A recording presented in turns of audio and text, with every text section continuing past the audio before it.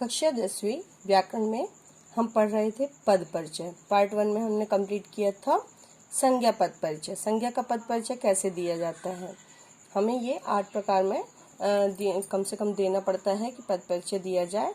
तो उसमें सबसे पहले हमने संज्ञा शब्द, यदि वाक्य में कोई संज्ञा शब्द अंडरलाइन रहे तो उसको पद परिचय कैसे दिया जाएगा। सबसे पहले तो आपको वो पहचानना होगा कि वो संज्ञा है कि सर्वनाम है कि क्या है, क्रिया है, विशेषण है, जो भी शब्द है फिर उसका पद परिचय। तो संज्ञा यदि शब्द है वो, तो उसका पद परिचय संज्ञा का भेद, लिंग, वचन, कारक इसके रूप में दिया जा सकता है। अब है सर्वनाम का पद परिचय। सर्वनाम पद का परिचय इस प्रकार दिया जाता है। सर्वनाम का भेद, सबसे पहले यदि सर्वनाम शब्द है वो है तो आपको पहचानना पड़ेगा कि क्या ये सर्वनाम शब्द है, और सर्वनाम है तो उसका भेद कौन सा, भेद मतलब कौन से प्रकार का है। पुरुषवाचक सर्वनाम, पुरुष कितने होते हैं, 3 होते हैं, प्रथम पुरुष, मध्यम पुरुष, उत्तम पुरुष। तो प्रथम पुरुष कौन, जिसके बारे में बात हो, मध्यम पुरुष जो बात को सुनते हैं, और उत्तम पुरुष जो बात को बोलते हैं। तो कौन सा है सर्वनाम वो देखना होगा। इसके बाद है निजवाचक सर्वनाम, कहीं वो स्वयं के लिए सर्वनाम इस्तेमाल तो नहीं किए गए हैं, वो होते हैं निजवाचक सर्वनाम। निश्चयवाचक सर्वनाम जो हमें दिखाई देते हैं, और अनिश्चयवाचक जो हमें दिखाई नहीं देते हैं, जिनके जैसे कि उदाहरण है कोई, कुछ। तो कोई मतलब कोई कौन हो सकता है, तो अनिश्चय है, तो जिसके विषय में निश्चय रूप से ना कहा जा सके, अनिश्चयवाचक सर्वनाम। फिर है संबंधवाचक और प्रश्नवाचक, प्रश्नवाचक सर्वनाम भी होते हैं। तो वो देखना पड़ेगा कौन आया, जैसे तो कौन प्रश्नवाचक सर्वनाम है, तो हम उसके अंतर्गत लिख सकते हैं भेद में कि ये प्रश्नवाचक सर्वनाम है। फिर लिंग लिखेंगे, सर्वनाम का लिंग कौन सा है, जैसे क्रिया का फल यदि पुल्लिंग है तो वो पुल्लिंग सर्वनाम शब्द कहलाएगा। वचन, वचन एक वचन, बहुवचन, कौन सा वचन है वह। तो फिर कारक, कारक से संबंध, किसने कहा, ने लगा है किसके साथ, तो ने कर्ता कारक है ना, किसको, तो किसको, किस में को लग गया तो कर्म कारक। इस प्रकार कारक भी लिखेंगे। फिर है संबंध, सर्वनाम पद का क्रिया के साथ क्या संबंध है वह लिखेंगे। तो देखो सर्वनाम पद यदि, सर्वनाम शब्द यदि वाक्य में अंडरलाइन रहेगा या उसको बताया जाएगा कि इसके विषय में लिखिए, तो आपको इतने पॉइंट उसमें देखना पड़ेंगे कि वो पद परिचय हम कैसे दे सकते हैं। अब है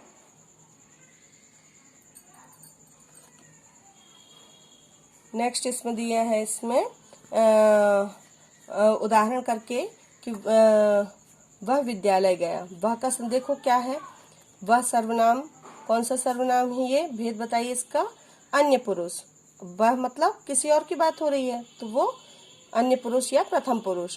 फिर है पुल्लिंग शब्द, वह गया, गया क्या है, गई होती तो स्त्रीलिंग, गया है तो पुल्लिंग, तो इसलिए ये पुल्लिंग शब्द होगा।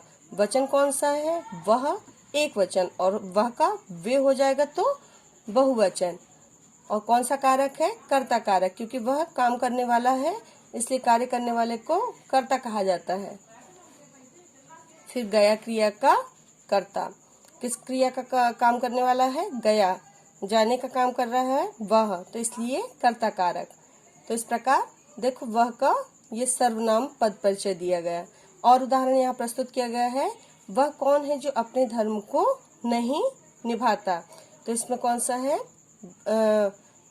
वह जो है यहाँ सर्वनाम है, कौन यहाँ पे ये भी सर्वनाम है, जो वो भी सर्वनाम, अपना वो भी सर्वनाम है। ये चारों का सर्वनाम यदि अंडरलाइन रहेगा तो चारों का देंगे, और यदि कोई एक अंडरलाइन रहेगा उसमें तो केवल एक का ही देंगे। तो देखो वह सर्वनाम, एक तो ये वह सर्वनाम है, कौन सा सर्वनाम है, पुरुषवाचक सर्वनाम। पुरुषवाचक कौन सा पुरुष है, वह अन्य पुरुष। फिर है पुल्लिंग शब्द है, एक वचन है, कर्ता कारक है, क्रिया का कर्ता। फिर कौन, कौन शब्द यहाँ पर आया है, कौन शब्द भी क्या है, प्रश्नवाचक सर्वनाम है, पुल्लिंग है, एक वचन है, संबंध कारक है, क्रिया का कर्ता। जो संबंधवाचक सर्वनाम है, अन्य पुरुष क्योंकि किसी और की बात हो रही, जो मतलब कोई और, पुल्लिंग, कर्ता कारक। तो इस प्रकार ये पद परिचय दिए जाते हैं। अपना देखो, अपना निजवाचक सर्वनाम है क्योंकि स्वयं के लिए अपना इस्तेमाल होता है, और जो स्वयं के लिए सर्वनाम इस्तेमाल होते हैं या प्रयोग किए जाते हैं उन्हें निजवाचक सर्वनाम कहते हैं। अब है विशेषण का पद परिचय। हमने पहला पढ़ा संज्ञा का पद परिचय, दूसरा पढ़ा सर्वनाम का पद परिचय। अब हम पढ़ेंगे विशेषण का पद परिचय। विशेषण पद का परिचय इस प्रकार दिया जा सकता है। विशेषण का भेद। सबसे पहले तो विशेषण कौन से प्रकार का है? गुणवाचक, संख्यावाचक, परिमाणवाचक, सार्वनामिक। परिमाण मतलब संख्या, उसकी क्वांटिटी बताना। संख्यावाचक मतलब नंबर, 3 केले, 15 फल, ऐसे करके जो नंबर बताए जाते हैं। फिर है गुणवाचक। गुणवाचक जो विशेषता उसकी होती, प्रकट होती है गुण के रूप में, जैसे मीठा आम, सुंदर फूल। तो सुंदर और मीठा कौन से हैं? गुणवाचक विशेषण है। फिर है लिंग, पुल्लिंग, स्त्रीलिंग। आपको विशेषण का लिंग भी पहचानना है। वचन पहचानेंगे, संज्ञा के साथ संबंध पहचानेंगे। अब यहाँ पर आंचल को सुंदर फ्रॉक मिली। सुंदर बताइए कौन सा विशेषता है? यहाँ पे इस पूरे वाक्य में सुंदर विशेषता शब्द है, विशेषण शब्द है। फ्रॉक की विशेषता बता रहा है कि फ्रॉक सुंदर है। तो अब इसमें हम पद परिचय देखेंगे। सबसे पहले क्या लिखेंगे? विशेषण का भेद। सुंदर कौन सा है? गुणवाचक विशेषण है। दूसरा पॉइंट अब पकड़ेंगे, कौन सा है? लिंग। सुंदर फ्रॉक, तो फ्रॉक का कोई भी लिंग नहीं लिखा जाएगा, तो फ्रॉक लेकिन मिली। मिली स्त्रीलिंग क्रिया लग रही है इसमें, तो इसलिए कौन सा होगा? स्त्रीलिंग। फिर वचन देखेंगे। फ्रॉक कितनी है? बहुत सारी हैं कि एक है? एक है, तो ये क्या होगा?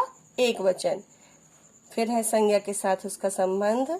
फ्रॉक संज्ञा की विशेषता है। ठीक है, सुंदर जो है फ्रॉक संज्ञा की विशेषता बता रहा है।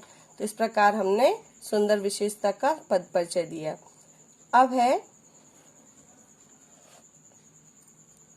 क्रिया का पद परिचय। यहाँ एक और उदाहरण प्रस्तुत किया गया है, इसका हम पीडीएफ भेजेंगे, तो इसके माध्यम से आप पढ़कर समझ लीजिएगा। फिर है क्रिया का पद। क्रिया का पद परिचय कैसे है? क्रिया शब्द यदि अंडरलाइन रहेगा तो उसका पद परिचय किस रूप में दिया जाएगा? सबसे पहले क्रिया का भेद। क्रिया कौन कौन सी होती है? सकर्मक क्रिया, जिसका प्रभाव कर्म पर पड़ता है। अकर्मक क्रिया, जिसका प्रभाव कर्ता पर पड़ता है। संयुक्त क्रिया, प्रेरणार्थक, पूर्वकालिक, ये सब क्या है? क्रिया है। और नाम धातु। नाम धातु मतलब क्रिया का मुख्य, जो मुख्य क्रिया होती है उसको नाम धातु कहा जाता है। वाच्य, कृतवाच्य है कि कर्मवाच्य है? वाच्य हमने इसके पहले पढ़े हैं अभी। फिर है काल, भूतकाल, वर्तमान काल, भविष्य काल। किस काल की क्रिया है? देखो, संज्ञा और सर्वनाम में क्रिया नहीं लिखी, काल नहीं लिखा जाता, क्योंकि संज्ञा मतलब बालक कोई भूतकाल थोड़ी होता है, लेकिन क्रिया चलना, हंसना, उठना, बैठना, ये तो भूतकाल, भविष्य काल, वर्तमान काल तीनों में हो सकते हैं। फिर है लिंग, पुल्लिंग, स्त्रीलिंग, वचन। वचन एक वचन है कि द्विवचन है। संबंध, वाक्य के अन्य पदों से उसका क्या संबंध है? जैसे बालक सो रहे थे, इसमें क्रिया शब्द कौन सा है? सो रहे थे। कौन सी क्रिया हो रही है? सोने की क्रिया हो रही है, तो बालक सो रहे थे। क्रिया कौन सी है? संयुक्त क्रिया है। कृतवाच्य है भूतकाल, सो रहे थे कौन सा है? भूतकाल। कृतवाच्य कौन सा है?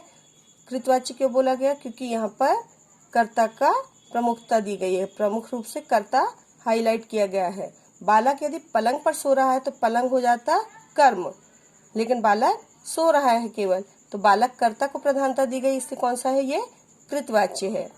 भूतकाल, पुल्लिंग, बहुवचन। बहुवचन क्यों? बहुत सारे बालक हैं जो सो रहे थे। तो इस प्रकार ये इनके आधार पर हमने क्रिया का पद परिचय दिया। क्रिया का पद परिचय, क्रिया का सबसे पहले भेद लिखेंगे, वाच्य लिखेंगे, काल लिखेंगे, फिर लिंग, फिर वचन। तो इस प्रकार हमने जो पद परिचय दिया वो क्रिया का पद परिचय था। तो आज हमने पढ़ा सर्वनाम का पद परिचय, विशेषण का पद परिचय, क्रिया का पद परिचय। अब पार्ट 3 में हम पढ़ेंगे इसके आगे के पद परिचय और उसको पूर्ण करेंगे। धन्यवाद।